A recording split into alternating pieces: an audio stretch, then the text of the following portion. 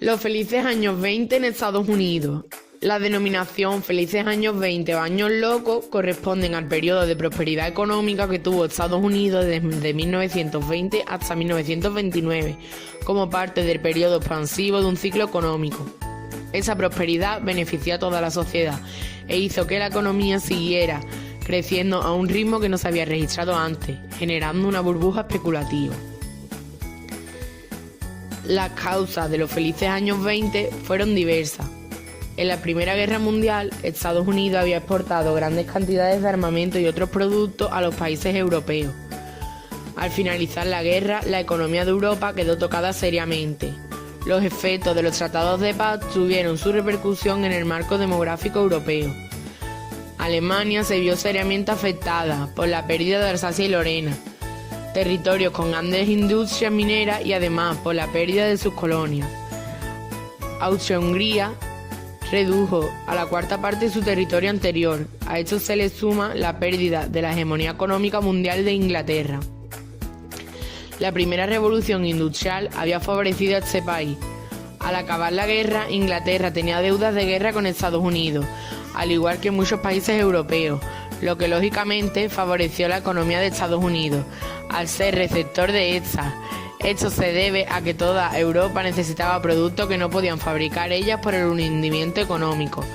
Estados Unidos se vio frente a un exceso de demanda que provocó que los ingresos estadounidenses crecieran vertiginosamente mientras Europa se reconstruía. Debe tomarse en cuenta que en 1913, con la presidencia de Wilson, nace el sistema de la Reserva Federal. La burbuja durante los felices años 20 fue impulsada en gran medida por ella. La economía. La economía se basó en una profunda transformación productiva dominada por la innovación técnica. De esta forma se disminuían costes y se aumentaba la producción, obteniendo más beneficios. Fue en esta época donde se popularizó el uso del teléfono, el automóvil y los electrodomésticos. Estos aparatos eran demasiado caros y fue entonces cuando se aplicó por primera vez la venta a plazo. Esto creó una oleada consumista, ya que la gente podía comprar los productos sin necesidad de tener el efectivo en un primer momento.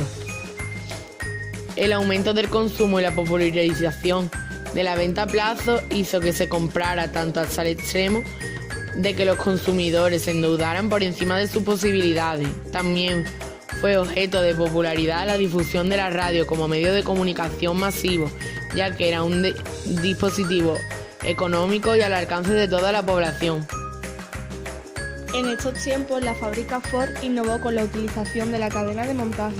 De esta forma se reducían costes y tiempos de producción. Este método se aplicó a otros sectores. También tuvieron efectos positivos la demanda de la construcción de rascacielos. Todo tuvo una gran influencia en el mercado de trabajo, dejando la tasa de desempleo en Estados Unidos en 13 millones. No había habido ninguna tasa tan baja hasta la fecha. Estos años constituyeron las mejores para la sociedad estadounidense.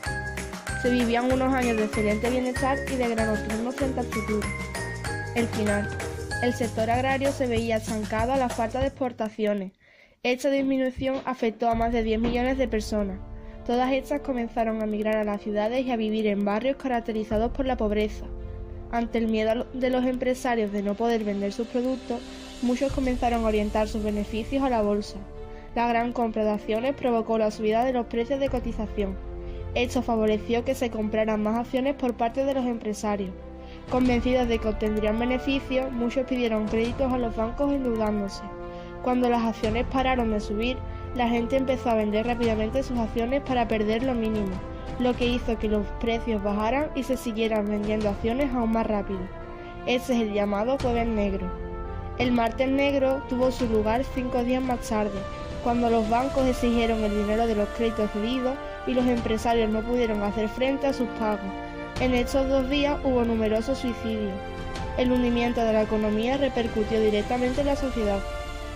Más tarde, esta crisis se extendía al resto del mundo a causa del papel que desempeñaban los Estados Unidos como proveedores mundiales de mercancías y sobre todo de capitales. Esto se conoce como el crack del 29.